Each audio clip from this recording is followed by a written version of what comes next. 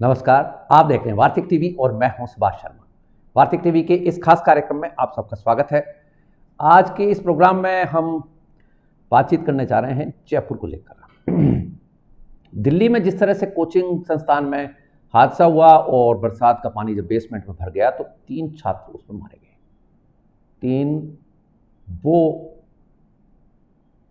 कुलदीपक परिवारों के जो पढ़ने के लिए, आगे तरक्की करने के लिए या कि सरकारी अधिकारी बनने के लिए वहाँ जूझ रहे थे, वहाँ कॉम्पिटिटिव एग्ज़ाम्स की तैयारी के लिए गए थे और वहाँ कोचिंग संस्थानों में जिस तरह की व्यवस्थाएं हैं उनका वो शिकार हो गए।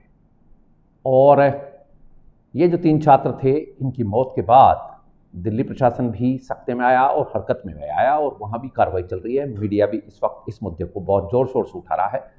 लेकिन आज हम बात करेंगे दिल्ली हादसे की तुरंत बाद जयपुर में किस तरह की कार्रवाई हुई है, क्योंकि इस वक्त देखा जो जा रहा है वो ये कि जयपुर भी अब कोचिंग संस्थानों का हब बनता जा रहा है, बन चुका बल्कि। और पीछे 2-3 साल पहले यदि हम बात करें तो यहाँ पर सामाजिक आंदोलन भी शुरू हुआ, जिसमें खासतौर पर जयपुर का जो नया जयपुर है एक तरह का, जिसमें गोपालपुरा का इलाका है, मानसरोवर का इलाका है, टोंक फाटक, बरकत नगर, ये जो इलाके हैं और महेश नगर का इलाका है, ये जो एक बेल्ट सी, एक आसपास की जो बेल्ट है, इसमें बहुत ज़्यादा कोचिंग संस्थान खुले। और कोचिंग संस्थान ही होते तो भी ठीक है, लेकिन कोचिंग संस्थान में जो पढ़ाई करने के लिए छात्र आए हैं उनके लिए फिर पीजी यानी पेइंग गेस्ट जो अवधारणा बनी है। अभी सारी अवधारणाएं तो आ रही हैं बाहर से ही, हम नकलची हैं, असल में नकल कर रहे हैं। और कोचिंग का भी अभी हम बात करेंगे, कोचिंग शब्द क्या है, कोच शब्द क्या है, ये कहाँ से आता है। बट बहरहाल पीजी भी बहुत खुल गए और पीजी के साथ में ये जो वेंडर्स हैं, वेंडर्स ने इस वक्त इन इलाकों में ऐसी हालत कर रखी है, क्योंकि छात्र स्ट्रीट फूड खाते हैं कोचिंग जाते हुए और घर से दूर हैं, इसलिए जो कुछ मिल जाता है तो खा लेते हैं। तो स्ट्रीट फूड की जो दुकानें हैं वो इतनी ज़बरदस्त लग गई हैं, फिर इनको आने जाने के जो साधन हैं उसके लिए लोग आ गए हैं, ई रिक्शाज वाले भरमार करके यहाँ, और टेम्पो, टैक्सी।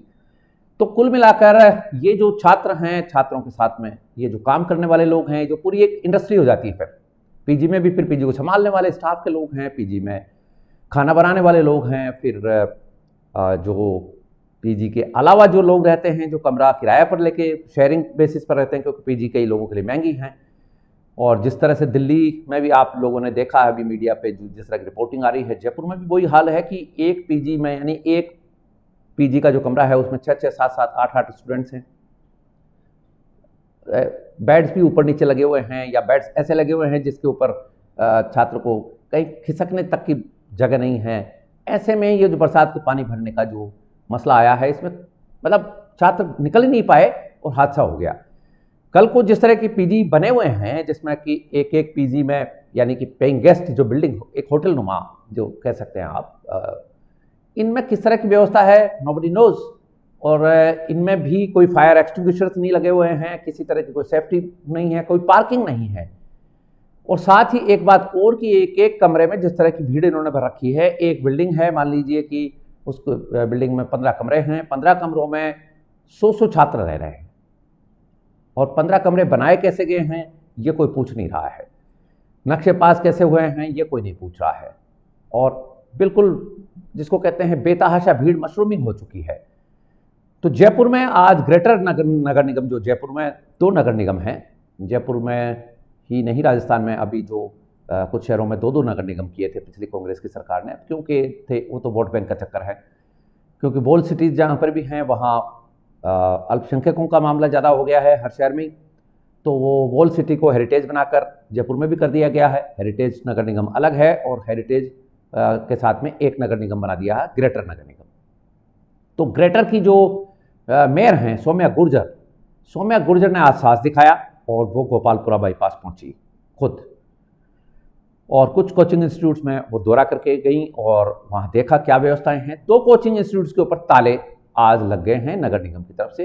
एक है गुरु कृपा कोचिंग संस्थान और दूसरा है कलाम कोचिंग संस्थान। ये कलाम जो कोचिंग संस्थान है, इसके बारे में ये भी बताया जाता है कि ये एक कांग्रेसी लीडर के परिवार का बताया जाता है। कितनी सच्चाई है ये बात की बात है, लेकिन कल को ये भी बात खड़ी हो सकती है कि पिक एंड चूज पर कार्रवाई की गई है। चूंकि यदि हम गोपालपुरा बाईपास की बात देखें तो कोचिंग संस्थान गुरुकृपा हो चाहे कलाम हो, इसी तरह के 150 से ज़्यादा कोचिंग संस्थान तो रिकॉर्ड पे बताए जा रहे हैं, जबकि गलियों में आप जाएंगे तो और ज़्यादा हैं।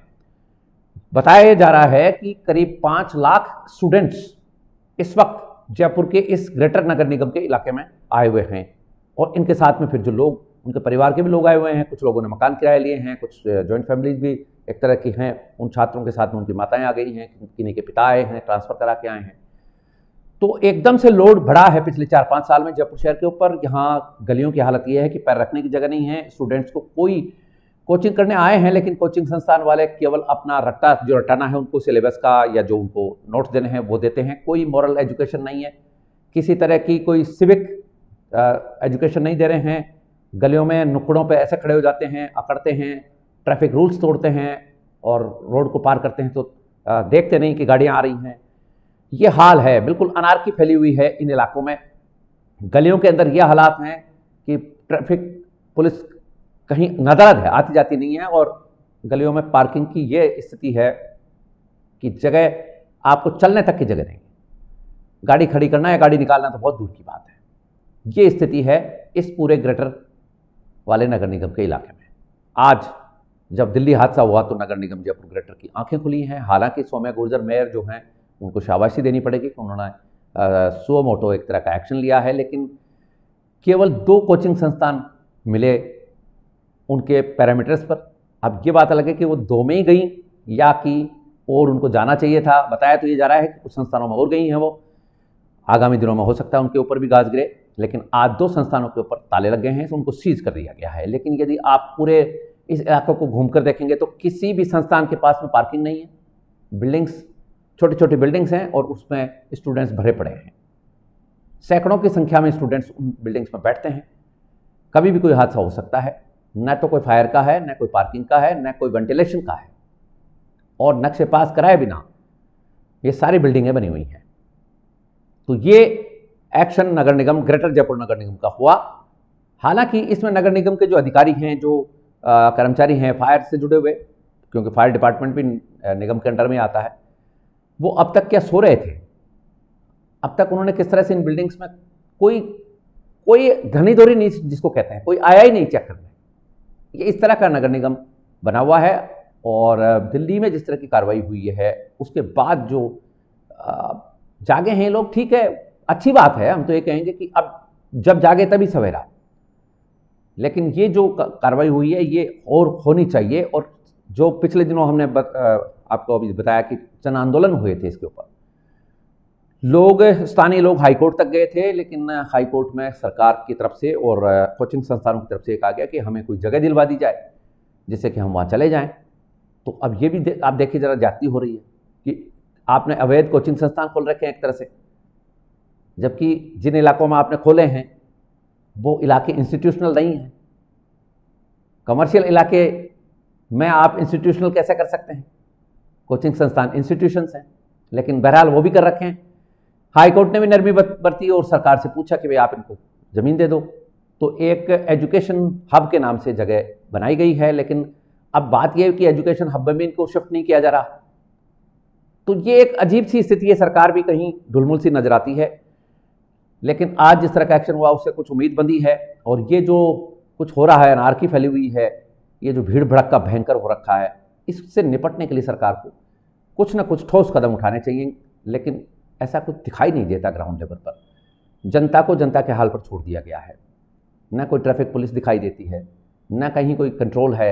लॉ एंड ऑर्डर की स्थिति है कि अभी जयपुर पुलिस कमिश्नर ने भी इनको जांच के लिए कहा था कि हम कोचिंग संस्थानों की जांच करेंगे। अब वो जांच भी अभी दिखाई कम दे रही है। हाँ, ये अच्छी बात है कि यदि ऐसा हो तो फिर कोचिंग संस्थानों के नाम पर अभी कुछ घटनाएं जयपुर में अपराध की घटनाएं भी हो रही हैं। कुछ पीजीज में कुछ लोग वैसे भी टिके हुए हैं, और कुछ इलाकों में ये जो बुलेट मोटरसाइकिल लेके जो बहुत तेज़ आवाज़ करके वो जो साइलेंसर टाइप कुछ लगा रखा है, और विस्फोट तक जैसे कोई पटाखे छूट रहे हो बड़े, उस तरह की आवाज़ें करते हुए रातों को, यही बाहर से आए हुए स्टूडेंट कम ये जो लोग हैं, अब इन्हें क्या कहें, तो ये लोग वहाँ अपना एक संजाल बुन रहे हैं। इससे कोई इनकार नहीं किया जा सकता, कोई गुरेज नहीं किया जा सकता है कहने से कि अब इन इलाकों में ड्रग्स का भी बिकने का, ड्रग्स का जंजाल फैलने का, ड्रग्स का नेटवर्क होने का भी अंदेशा है, आशंका है। इसके ऊपर भी जल्द ही निगरानी करनी चाहिए, क्योंकि ये भी यदि हुआ तो फिर दिक्कत वाली बात है। और ये बात अलग है कि ये जितने भी अवैध कारोबार फलते फूलते हैं, इससे कुछ लोगों के, चाहे वो सरकारी अधिकारी हों चाहे कर्मचारी हों, उनके भी कुछ फ़ायदे हो जाते हैं, तो कार्रवाई कम होती है, लेकिन कार्रवाई होनी चाहिए। सरकार को भी ये ध्यान रखना चाहिए कि पब्लिक कितनी त्रस्त है। जिन इलाकों की हम बात कर रहे हैं, ग्रेटर जयपुर नगर निगम के, इन इलाकों में लोग वाकई त्रस्त हैं। लोगों को बहुत ज़्यादा परेशानियों का सामना करना पड़ रहा है डे टू डे में। सुबह आप सोचिए ज़रा कि पार्क में घूमने जाने वाले लोग हैं, वो भी हैवी ट्रैफिक का शिकार रहते हैं, क्योंकि 6 बजे कोचिंग संस्थान शुरू हो जाते हैं। कुछ में 5:30 बजे से स्टूडेंट्स की एंट्री चालू हो जाती है, और देर शाम तक, यानी 7-8 बजे तक एंट्री चलती रहती है। फिर वो 10 बजे छूटते हैं।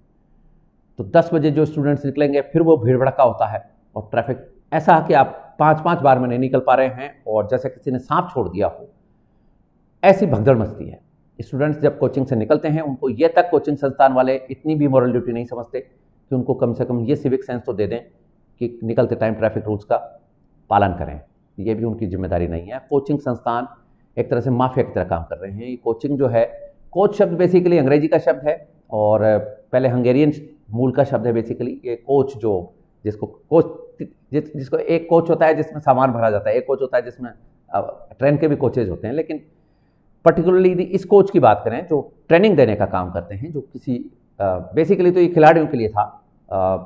ग्रीक उसमें भी था कि ये जो लड़ाइयाँ लड़ते थे उनको तैयार करना, वॉरियर्स को तैयार करना, कुछ एथलीट्स को तैयार करना, कुछ ये जो बाहर जो आउटडोर गेम्स होते थे उनके लिए तैयारी करना। लेकिन अंग्रेजी में यदि हम देखें तो 18वीं शताब्दी और 19वीं शताब्दी में अंग्रेजी में तो इसको स्लैंग के तौर पर इस्तेमाल किया जाता था। ऑक्सफोर्ड यूनिवर्सिटी की यदि हम बात करें तो वहाँ पर भी 1800 के आसपास में कोच को स्लैंग ही माना जाता था, एक तरह की एक अपशब्द भी मान लीजिए कि, या कि नॉर्मली जो लोग निचले स्तर पर बातें करते हैं, निचले स्तर की जो भाषा इस्तेमाल करते हैं, उस तरह का एक शब्द है। क्योंकि ऑक्सफोर्ड यूनिवर्सिटी में पर्सनल ट्यूटर को अच्छा नहीं लिया जाता था। अब आजकल तो ये फैशन है, और हम तो नकल करने में माहिर हैं, तो हम उसकी नकल कर रहे हैं कि कोच करो। तो स्टूडेंट्स की भीड़ है, और यही जो पेपर लीक हो रहे हैं और हो रहे हैं, इसके पीछे भी यदि हम लंबे तौर पर जाएंगे, जांच कराएंगे, तो इन संस्थानों का बहुत बड़ा हाथ इसमें आपको मिलेगा। कतिपय संस्थान ऐसे हैं जो इसको बहुत ज़्यादा प्रोत्साहन देते हैं, और इसमें उनके बहुत बड़ी इंटेंस इन्वेस्टिगेशन यदि होगी तो ये पता लगेगा कि ये बहुत सारी जिम्मेदारी इनमें से कई संस्थानों की है। तो ये था आज का एक मुद्दा, जो कि जयपुर हेरिटेज नगर निगम की मेयर सौम्या गुर्जर ने ये जो एक्शन लिया है, ये काबिल तारीफ है, लेकिन इसको जारी रखना पड़ेगा। और इसमें केवल फायर एक्सटिंग्विशर ही नहीं, पार्किंग और नक्शे पास की, वेंटिलेशन की, स्टूडेंट्स कहाँ बैठ रहे हैं, सीलन वगैरह, बीमारी, वो भी ध्यान रखना पड़ेगा। मेडिकल कंडीशंस क्या हैं, वहाँ हाइजीन की क्या स्थिति है, बेसमेंट्स में क्या स्थिति है, एयर कंडीशन जो लगा रखे हैं उनका क्या हाल है, वो किधर उनका कार्बन है जा रहा है, आसपास रहने वाले जो लोग हैं उनकी क्या स्थिति है, वो बेचारे कितने दुखी हैं, ये भी सब देखना पड़ेगा। ये सारे मापदंड अपनाने पड़ेंगे। तो आज जयपुर की एक खबर ये, और दूसरी खबर जयपुर की है, राजस्थान की विधानसभा की खबर है, जहां पर बहुत इंटरेस्टिंगली 5 बार के विधायक और मंत्री रहे कई बार, जिसमें यूडीएच मंत्री 2 बार रहे, शांति धारीवाल कोटा से आते हैं और वरिष्ठ कांग्रेसी नेता हैं, और लेकिन जवान के मामले में स्लिपरी टंगा है। कई बार उनके मुंह से अपशब्द सुनने को मिलते हैं, विधानसभा के बाहर भी और विधानसभा के भीतर भी सुनने को मिले। तो विधानसभा में जब यूडीएच के ऊपर बातचीत हो रही थी, अनुदान मांगों के ऊपर, अनुपूरक मांगों के ऊपर, तो उसमें यदि हम, ठीक है बहुत सीनियर हैं, लेकिन कार्रवाई जिस तरह की चली उसमें गाली माना गया। शांति धारीवाल ने जो भाषा इस्तेमाल की उसको अध्यक्ष वासुदेव देवनानी ने गाली माना है, और इसकी सजा भी शांति धारीवाल को दे दी है। और ये जो यूडीएच की मांगों के ऊपर जो चर्चा हो रही थी, तब ये मसला उठा था अनुदान मांगों के बहस के दौरान। आज इसमें स्पीकर ने, यानी विधानसभा अध्यक्ष ने, सजा तय कर दी है। और शांति धारीवाल को माफ़ी मांगने के लिए कहा गया, उन्होंने माफ़ी मांग ली। कांग्रेस ने पूरे तौर पर भी, वहाँ जो लीडर ऑफ अपोजिशन हैं उन्होंने भी, टीकाराम जूली ने, और कांग्रेस अध्यक्ष डोटासरा ने, गोविंद सिंह डोटासरा ने भी कांग्रेस की बिहाफ पर माफ़ी मांगी और कहा कि शांति धारीवाल के मुंह से जो निकला वो नहीं होना चाहिए था, ये गाली नहीं निकलनी चाहिए थी। इसके ऊपर हम कांग्रेस की तरफ से माफ़ी मांगते हैं। शांति धारीवाल को माफ़ करने के लिए उन्होंने आग्रह किया दोनों नेताओं ने, लेकिन विधानसभा अध्यक्ष ने चेतावनी देते हुए शांति धारीवाल को कहा कि हम आपको 2 दिन के लिए सदन की कार्रवाई से बहिष्कृत करते हैं, आप नहीं आ पाएंगे। आप विधानसभा आ सकते हैं लेकिन सदन की कार्रवाई में आप नहीं बैठ पाएंगे।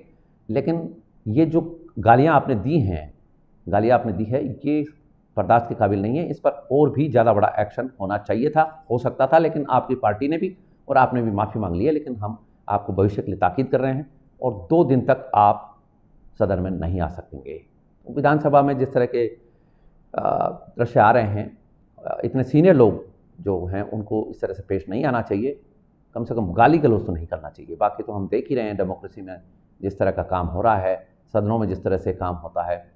और ये सदन, विधानसभा एक राज्य का सबसे बड़ा सदन होता है, ऐसे में गरिमापूर्ण वातावरण होना चाहिए। लेकिन जिस तरह का माहौल बन पड़ा है, गरिमाएं बहुत दूर दूर तक केवल मुंह के ऊपर हैं, केवल लोक दिखावे के लिए हैं, अंदर कुछ और हैं। गरिमामय राजनीति नहीं है, गरिमामय राजनीति की नींव भी हमारे यहाँ पड़ नहीं पाई। तो ये था आज का हमारा संक्षिप्त प्रोग्राम। आपने हमें ज्वाइन किया, इसके लिए आपका बहुत बहुत धन्यवाद। नमस्कार।